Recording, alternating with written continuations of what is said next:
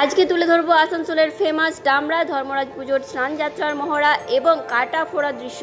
কিন্তু কাটা ফোড়া কেন করা হয় সমস্ত বিস্তারিত তথ্য এই ভিডিওতে।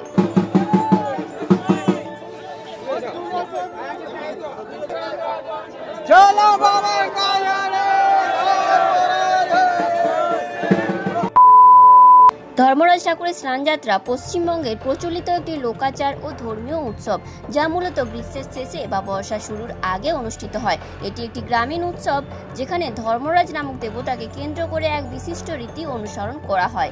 স্নানযাত্রা কি? একটি গ্রাম নদীর ধারে বা পুকুর পাড়ে পাখির ডাক আর ধূপের গন্ধে ভোর হয় যেখানে, সেইখানে শুরু হয় এক আশ্চর্য আচার, ধর্মরাজ ঠাকুরের স্নান যাত্রা। এটি শুধু একটি পুজো নয়, এটি বিশ্বাস, ভক্তি আর তপস্যার এক মূর্ত প্রতীক। সারা বছর অপেক্ষার পর একদিন ধর্মরাজ ঠাকুর নেমে আসেন গ্রামের মাটিতে। মাটির ঠাকুর সেজে ওঠেন পদ্ম, শালুক আর পাট পাতায়। তাকে নিয়ে শোভাযাত্রা যায় নদীর পাড়ে, পুকুর পাড়ে, যেখানে তার স্নান করানো হয়। কিন্তু এই পুজোর সবচেয়ে বিচিত্র এবং সবচেয়ে কঠিন নিয়ম হলো কাটা ফোড়া। ভক্তেরা নিজের শরীরে ফোড়ান লোহার সূচ, ধারালো কাটা, রক্ত ঝরে, যন্ত্রণা জাগে, তবু চোখে শান্তি। কারণ এই যন্ত্রণা নয়, এ এক মানত রক্ষা, এক আত্মনিবেদন। কারোর সন্তানের আরোগ্যের জন্য, কারো জীবনের বিপদ কাটানোর জন্য, কারো আবার পাপ মোচনের জন্য। এই কাঁটা ফোড়া এক নীরব ভাষা, ঈশ্বরের দরবারে আত্মা উজাড় করে দেওয়ার। এখানে যুক্তি নেই তো, আছে অনুভব। এখানে বিজ্ঞানেরও কোনো স্থান নেই, আছে বিশ্বাসের শক্তি। এই পুজো গ্রাম বাংলার মাটির সঙ্গে মিশে থাকা লোক সংস্কৃতি, যা বাঁচিয়ে রাখে আমাদের শেকড়কে, আমাদের চেতনাকে। এবার আসি কাটা ফোড়ার উদ্দেশ্য কি। ভক্তরা বিশ্বাস করেন কষ্ট সহ্য করলে ধর্মরাজ সন্তুষ্ট হন, তাদের পাপ মোচন হয়। কেউ কেউ মানত করে বলেন কোনো ইচ্ছা যদি পূরণ হয় তাহলে তারা কাটা ফোড়াবেন। এটি একটি সামাজিক ধর্মীয় ঐতিহ্য, যা গ্রামের লোকসংস্কৃতির অংশ এবং প্রজন্মের পর প্রজন্ম চলে আসছে। এই আচার অনুষ্ঠানটি দেখতে কিছুটা ভয়ঙ্কর হলেও ভক্তদের মধ্যে এটি আধ্যাত্মিক শক্তি অর্জনের এক মাধ্যম বলে বিবেচিত। আজকে আবারও চলে এসেছি ডামরা ধর্মরাজ পুজোতে, যেখানে আজকে হতে চলেছে কাটা ফোড়া বা বান ফোড়া, যেগুলো হয় আর কি মেনলি ধর্মরাজ পুজোতে। তো সেইটা কভার করতে চলেছি, তোমরা সঙ্গে থাকো পুরো ভিডিওটা। আশা করি সকলের ভালো লাগবে। যতটা দেখানো সম্ভব আমি দেখানোর চেষ্টা করব, শুধু তোমরা পাশে থেকো। তো চলো বেশি কথা না বলে ভিডিওটা শুরু করা যাক। তো আমি এই মুহূর্তে যাচ্ছি পুকুর ঘাটে, যেখানে কিন্তু পুজো হবে, তারপরে ওই কাটা ফোড়া ওইসব জিনিসগুলো হবে। তো চলো আমার সাথে, তোমরাও চলো। যে দেখতে পাচ্ছ বাবা কিন্তু পৌঁছে গেছেন, অর্থাৎ ধর্মরাজ বাবা কিন্তু পুকুর ঘাটে পৌঁছে গেছেন। প্রচুর মানুষজনও কিন্তু আসছে, এই যে দেখতে পাচ্ছ এখান থেকে প্রচুর মানুষজন অলরেডি আসছে। তো চলো।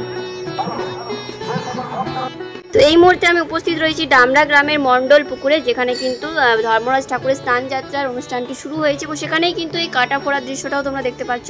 আর একটা জিনিস এখানে লক্ষ্য করলাম, এখানে কিন্তু একটা লিমিটেড ছিল বান ফোড়া বা কাটা ফোড়ার। একটা মানুষ কিন্তু দুটোই বান ফুটতে পারবেন বা কাটা ফুটতে পারবেন, তার বেশি নয়। একজনারই কিন্তু গলাতে কাটা ফোড়ার পারমিশন ছিল, আর কারো কিন্তু আদার্সে ছিল না, ঠিক আছে। তো এই যে উনি হচ্ছেন সবার প্রথমে যাবেন, এবং সাথে কিন্তু ধর্মরাজ, কালারায় এবং বানেশ্বর, এই তিন দেবতাকে, তিন ঠাকুরকে স্নান করানো হয়েছে মণ্ডল পুকুরে, এবং তিন ঠাকুরকে স্নান করিয়েই তিনটে রথে করে কিন্তু নিয়ে যাওয়া হবে আবার পুনরায় সেই মন্দিরে। এখন তোমরা সেই দৃশ্য দেখতে পাচ্ছ যে তিনটে রথে কিন্তু তিন দেবতাকে চাপানো হচ্ছে, ধর্মরাজ, কালারায় এবং বানেশ্বর, এই তিন দেবতাকে এখানে চাপানো হচ্ছে, এবং সেই রথে করেই, পালকিতে করে নিয়ে যাওয়া হবে, কাঁধে করেই মানুষজন বয়ে নিয়ে যাবেন সেই মন্দিরে। তো চলো তোমরা সেই দৃশ্যটা দেখতে থাকো। আর অবশ্যই কিন্তু কমেন্টে জয় বাবা ধর্মরাজ লিখতে ভুলো না। আর অবশ্যই কিন্তু পেজটিতে যদি নতুন থাকো ফলো করে দিও।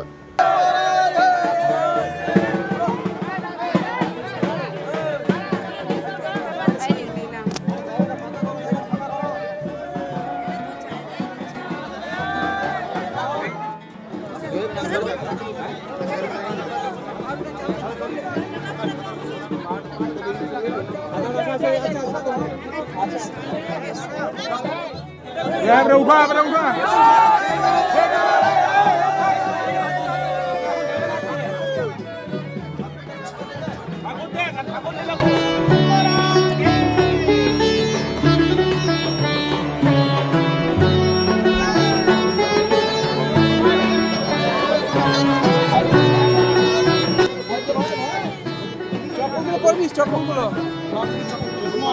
গেল। যে সকল ভক্তরা বাবা ধামের দান করতে ইচ্ছুক তাদেরকে দয়া করে বলছি আপনারা যে লাইন আছে সেই লাইনে প্রোগ্রাম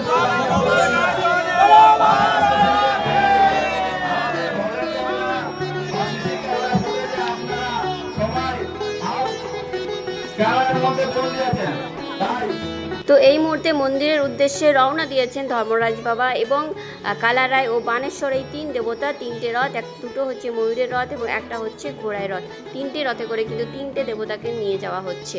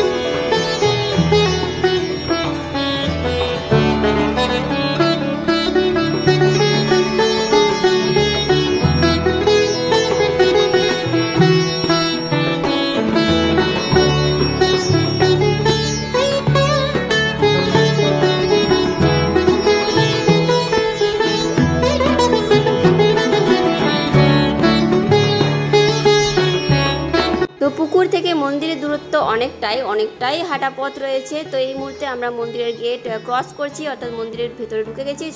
চোখে পড়লো আরও একটা দুর্লভ দৃশ্য, এই ছোট্ট ব্লগারটি ভবিষ্যতে কিন্তু ব্লগার হতে চলেছে, ডামরা গ্রামেরই হয়তো বাসিন্দা। তো যাই হোক, খুবই ভালো লাগলো যে বাচ্চাটি কিন্তু এত ভিড়ের মধ্যে ও নিজে দেখতে পাচ্ছে না, কিন্তু ফোনটাকে তুলে নিয়েছে, রেকর্ড করছে। তো যাই হোক, সাধুবাদ জানাই। তো চলো এবার চলে এসেছি আমরা মন্দির প্রাঙ্গণে কিন্তু বাবা ধর্মরাজ পৌঁছে গেছেন। এবার তাকে মন্দিরে স্থানান্তরিত করা হবে। তারপরে কিন্তু সকলেই কিন্তু যিনি ঠাকুরটি নিয়ে এসছেন তাকে প্রণাম করবেন, যেহেতু মানুষের বিশ্বাস যে তার মধ্যেই ভগবান এতক্ষণ ধরে বিরাজ করছিলেন। তো সকলেই তার আশীর্বাদ নেবেন। তো সেই দৃশ্যটা তোমরা এখন দেখতে থাকো।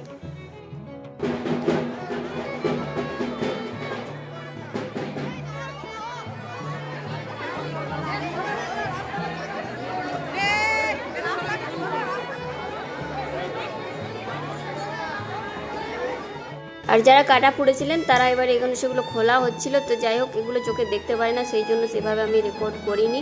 তো খোলাটা নিয়েছি, এবার তাও আমি চোখ বন্ধ করেই নিয়েছি, ভয়েস ওভারটাও চোখ বন্ধ করেই দিচ্ছি। ঠিক আছে, এখানে সিঁদুরটা লাগিয়ে দেওয়া হচ্ছিলো, ঠাকুরের যে সিঁদুরটা, সেটাতেই নাকি রক্ত বন্ধ হয়ে যায়, কোনো ব্যথাও নাকি হয় না। এটাই বাবার মাহাত্ম্য বা মাহিত্য যেটা বলা যেতে পারে। আর এই যে এই রথে কিন্তু তিন দেবতা এসেছেন। তো চলো, ভিডিওটা প্রায় শেষের মুখে। তো পুজো তো প্রায় শেষ, কিন্তু পুজো শেষ হলেও অনুষ্ঠান থাকছে, যাত্রা থাকছে, মেলাও থাকছে 15 তারিখ অবধি। আর এখানে তোমরা দেখতে পাচ্ছ গ্রামের মানুষজন বিভিন্ন রকম ঢাক ঢোল সহযোগে কিন্তু পুজোতে আনন্দ করছেন। তো বেশ ভালো লেগেছে, আমার এক্সপিরিয়েন্স খুবই ভালো। তো বন্ধুরা, ভিডিওটা শেষের মুখে। আজকে এসেছিলাম বান পোড়াপুরি দেখতে, তো তোকে দেখতে পাই না, তো ওইসব জাস্ট একটু দেখে বেরিয়ে এসেছি। ঠিক আছে, তো এখানে লিমিটেড করা হয়েছে, অনেক জায়গাতে দেখেছি এই জিনিসটা প্রায় একজন মানুষ প্রায় অগুন্তি বান পোড়া বা পোড়াপুরি করে, বাট এখানে কিন্তু লিমিটেড ছিল, অর্থাৎ একটা মানুষ কিন্তু দুটোই বান করতে পারবে, তার বেশি কিন্তু নয়। আর গলাতে যে পোড়াটা হয় সেটাও কিন্তু শুধুমাত্র একজনেই পারমিশন ছিল, সবার কিন্তু ছিল না। তো সবার ছিল না। তো যাই হোক, জিনিসটা কি বলবো, মানে চোখে দেখতে পাই না, তাই জন্য ক্যামেরা তো সেইভাবে বন্দি করতে পারিনি, সকলের কাছে সেটা তুলতে পারলাম না। আমার মনে হয় না সেটা সকলের কাছে বেশি প্রকাশ করাটা ভালো। ঠিক আছে, সকলেই হয়তো সেটা চোখে দেখতে পারবেন না। তো যাই হোক, ভিডিওটা শেষ করলাম বেশি কথা না বলে। ভালো থেকো, সুস্থ থেকো, টাটা। আবার আসবো অন্য কোনো ভিডিওতে, ততক্ষণে তোমরা জানিয়ে দেবো কমেন্টে যে এরপরে কোথায় কি আছে। চলো, টাটা।